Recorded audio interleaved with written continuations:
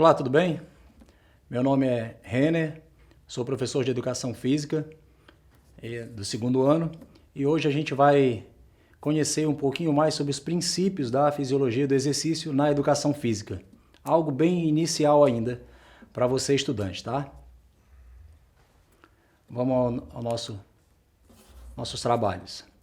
Primeiro a gente precisa entender um pouquinho o que essa imagem que está aparecendo para vocês, o que ela quer dizer. A intenção dessa imagem é provocar em você uma interrogação. Por que tem frutas encapsuladas? Por que essas frutas estão dentro de uma cápsula? Suplementos alimentares ali. Vamos entender um pouquinho dessa imagem aqui, o que ela quer dizer. O texto ele fala exatamente sobre isso. Ó. Ele diz que existem princípios biológicos básicos que precisam ser aplicados e respeitados durante um programa de exercício. Muitas vezes, esses princípios eles são ignorados ou até mesmo manipulados por pessoas interessadas em produzir modismos ou programas de exercício sem esforço nenhum para você. E grande parte desses programas eles não produzem resultados duradouros. Agora, você consegue entender o que diz a imagem. A imagem está mostrando que você tem que se alimentar bem, só que dentro de uma cápsula. Eles oferecem tudo isso, todo o ganho que você precisa ter, encapsulado em alguns suplementos. Quando a gente sabe que isso não é verdade, as coisas não acontecem dessa forma. Existe e exige de você e do profissional que está trabalhando com você que ele faça um programa de treinamento para você, para que isso aconteça, para que o ganho verdadeiramente aconteça com você. Não é simplesmente tomando uma suplementação, porque muitas vezes seu corpo nem precisa dessa suplementação e você acha que com isso vai ter a solução para a sua vida. Puro modismo ou a falsa ideia de que sem esforço vai haver ganho. Vamos seguir. Os principais pontos sobre a fisiologia do exercício físico. E aí a gente vai tocar em dois pontos. O primeiro ponto é o sistema cardiovascular. A imagem nos mostra o coração, veia, que é aquele em azul na imagem, e o vermelhinho, que é artéria. Olha só o que diz sobre o sistema cardiovascular. Ele é composto pelo coração, pelos vasos sanguíneos e pelo sangue. O sistema cardiovascular ele tem como principais funções a liberação de oxigênio, que é o O2, para os tecidos, a remoção do gás carbônico e o transporte de hormônios, de glicose. Essa é a função desse pessoal aí, dessa imagem, tá? Basicamente é isso. Inicialmente, para que você entenda, é isso aí que a imagem quer te dizer. Vamos seguir um pouco mais. A resposta cardiovascular ao exercício. Quando nós iniciamos uma atividade física, a necessidade dos tecidos por O2 ela aumenta, e especialmente nos músculos ativos, ou seja, naqueles que estão trabalhando durante a atividade. Os músculos que estão se exercitando naquele momento são os músculos que mais precisam ser oxigenados. Tá? E é essa uma resposta cardiovascular que o nosso corpo exige, tá? Das veias, das artérias, do sangue e do nosso coração. A imagem a seguir, essa imagem está aparecendo para vocês, ela trata sobre pressão arterial. Vamos ver o que a gente pode entender com essa pressão arterial. É a pressão sanguínea, que é a pressão exercida pelo sangue sobre as paredes dos vasos sanguíneos. E, usualmente, nós nos referimos à pressão exercida sobre as artérias pelo nome de pressão arterial, ou a PA como é conhecida. Né? Só um detalhe, e aí, para que não passe despercebido para nós, quando alguém da sua família ou você mesmo quiser se referir à pressão arterial, ou precisa ir a um módulo de saúde, a um posto, alguma coisa nesse sentido, e disser que vai lá, vamos tirar a minha pressão.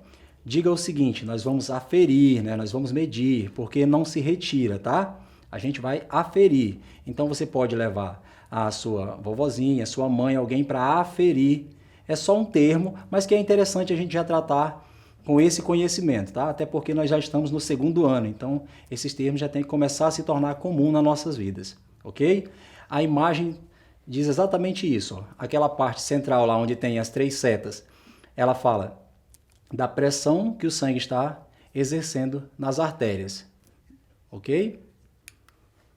A PA, né, que é a pressão arterial, ela é apresentada em 2 valores.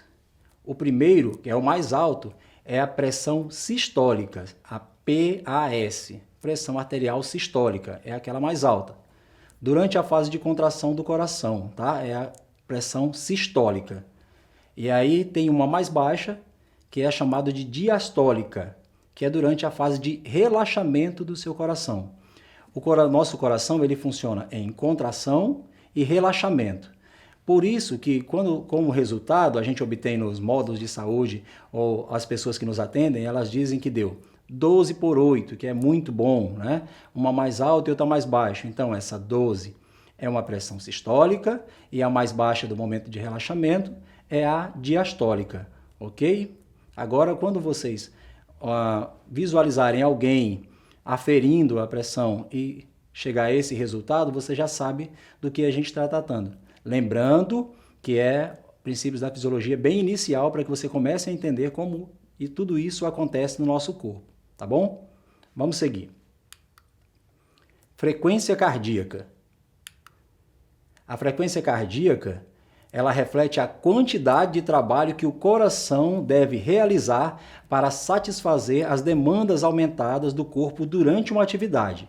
Ou seja, toda vez que nós estamos nos exercitando, a nossa frequência cardíaca tende a ter um aumento. Nosso coração, ele é convidado, ele é chamado a trabalhar mais forte, mais rápido. É por isso que existe esse termo de frequência cardíaca, ok? Essa daí é a quantidade que o coração da gente está trabalhando, tá? Ela, normalmente, em repouso, ela oscila entre 60 e 80 batimentos por minuto, tá? É o BPM. Quando você vê 60 ou 70, 80 BPM, é batidas por minuto, tá? Batimentos por minuto. Ela é influenciada pela idade e, além disso, atletas, eles tendem a ser mais...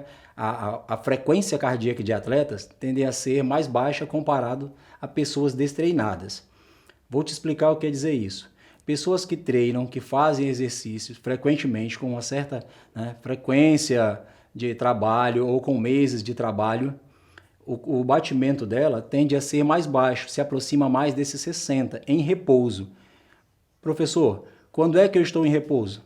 Por exemplo, nesse momento, eu garanto que você deve estar sentado, né, acomodado já há alguns minutos, assistindo às aulas, e aí nesse momento o seu corpo está em repouso. Se nós aferirmos a sua frequência, provavelmente ela deve estar entre 60 e 80 BPMs, ok? Se você é uma pessoa treinada, se você já tem o hábito de ir a uma academia ou você faz uma atividade ao ar livre, mas faz com uma certa frequência, seus batimentos tendem a se aproximar dos 60, porque pessoas treinadas, o coração dela, a grosso modo, para que vocês entendam, ele é mais forte, tem umas paredes mais espessas, ele não precisa trabalhar tanto. Uma pessoa que não é treinada, quando ela sobe uma escada mais rápido, ela atinge o cansaço mais rápido, ela fica ofegante, não é? Então, esses são os destreinados. Os treinados, não, eles fazem a mesma atividade, aumenta a frequência? Aumenta, porque ela saiu do repouso para fazer um exercício. Porém, as batidas do coração dela ainda assim serão menores que um destreinado, tá bom? Vamos continuar. Agora é o sistema respiratório.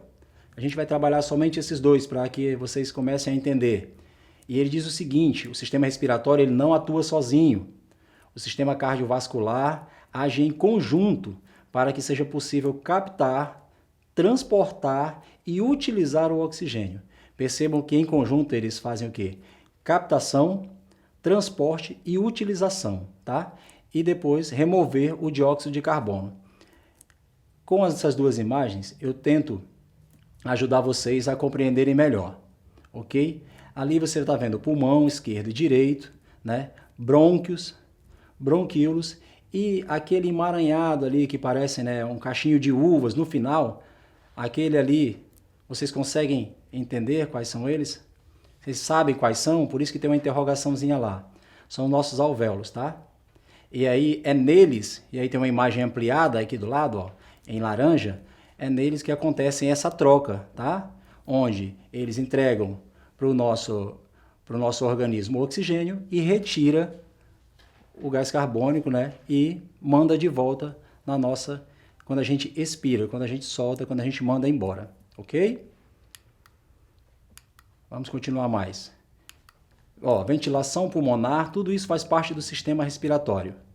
É a respiração, ou seja, o movimento do ar para dentro e para fora dos pulmões. Isso a gente chama de ventilação pulmonar. Difusão pulmonar é a troca, aquela troca que a imagem anterior mostrou para vocês, de O2 por CO2. Transporte, através do sangue, são transportados até aquele momento da troca. Troca gasosa capilar, a imagem anterior mostrava ao redor dos alvéolos os capilares, fazendo a troca. Ok? Sangue capilar e os tecidos e metabolismos ativos. Vamos continuar. O que ocorre durante o exercício? Durante o exercício físico, o sistema respiratório ele sofre alterações. No início da atividade física ocorre um aumento acentuado e quase imediato na ventilação, seguido por uma elevação mais gradual e contínua da profundidade e da frequência respiratória. Aquilo que nós já falamos anteriormente. Comecei a fazer uma atividade, há um aumento na minha ventilação, ok? É gradual, mas é quase que imediato. Princípios da fisiologia do exercício para quem vai começar e para quem parou de treinar. Primeiro princípio, da individualidade. Não somos todos iguais, cada um tem o seu jeito e a velocidade de se adaptar aos estímulos de um treinamento. Por essa razão, qualquer programa de treinamento ele deve levar em consideração as características da pessoa que vai treinar. É o princípio da individualidade. Outro princípio, da especificidade. Eu tenho que treinar especificamente para aquilo que eu vou fazer. Se eu quero ser jogador de futebol futuramente, o ideal é que eu treine especificamente para aquela modalidade. Ok? E por isso que aparecem 3 modalidades na imagem. Princípio do desuso. A imagem, a ilustração que aparece para vocês, trata 2 atletas que já pararam e que provavelmente não tiveram tanto cuidado assim, não treinaram, não prepararam o seu corpo para esse momento de parada e acabaram aumentando o seu peso corporal ali, né, com gordura, ok? E é basicamente isso que o texto fala para vocês, ó. Quando se para de treinar, é esperado que o condicionamento físico retorne ao nível de condicionamento necessário somente para as tarefas do uso diário. Qualquer ganho em um programa de treinamento será perdido se não for feita uma manutenção adequada. Se não treinar mesmo assim depois, você pode vir a engordar, ok? Exercitando, vamos avaliar essas asserções aqui, tá? Essa relação das asserções e relação proposta. Vamos lá? Vamos ao texto? De acordo com o princípio da individualidade biológica, que nós tratamos agora há pouco, cada indivíduo possui características únicas e específicas. Porque, aí o 2, a expressão de exercício individual, a prescrição de exercício individual deve levar em consideração aspectos como idade, sexo, né, o gênero, histórico da atividade física e o nível de atividade física da pessoa. Vamos analisar. Letra A asserção 1 é uma proposição verdadeira e a 2 é uma proposição falsa. A letra B diz que as asserções 1 e 2 são proposições verdadeiras, mas a 2 não é uma justificativa correta da 1. A C fala que as asserções 1 e 2 são verdadeiras e a 2 é uma justificativa correta da 1. A D, a asserção 1 é uma proposição falsa e a 2 é uma proposição verdadeira. E a letra E fala que a asserção 1 e a asserção 2 são falsas. Qual a sua opinião sobre isso? Vamos ver se você acertou? Essa aqui é a resposta correta, ok? É a letra C, a nossa resposta correta. Tomara que você tenha acertado. Aqui a gente vai encerrar a aula de hoje e nós nos vemos na próxima aula. Não esqueçam que essa aula está disponível na plataforma Eduque, tá?